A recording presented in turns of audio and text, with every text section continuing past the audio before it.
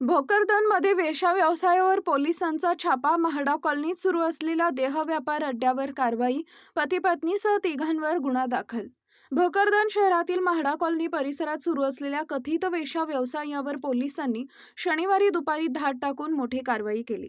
या कारवाईत पती-पत्नीसह तिघांविरुद्ध गुन्हा दाखल करण्यात आला असून एका पीडित महिलेसह रोख 35,680 रुपयांचा मुद्देमाल जप्त करण्यात आला.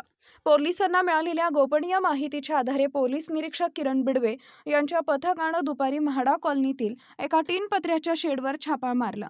या ठिकाणी बाहेरील जिल्ह्यातील महिलांना बोलावून आर्थिक फायद्यासाठी देहव्यापार सुरू असल्याचं समोर आले. या प्रकरणात गणपत रामधीन सेठी वय वर्ष 54, गीतांजली गणपत सेठी वय वर्ष 51, राहणार राजूर तालुका भोकरदन तसेच जागा मालक ज्ञानेश्वर विनायक वाघ यांच्यावर अनैतिक व्यापार प्रतिबंध अधिनियम 1956 अंतर्गत गुन्हा दाखल करण्यात आला आहे. विशेष म्हणजे संबंधित पती-पत्नींवर यापूर्वीही हसनाबाद पोलीस ठाण्यात गुन्हा दाखल असल्याची माहिती पोलिसांनी दिली आहे.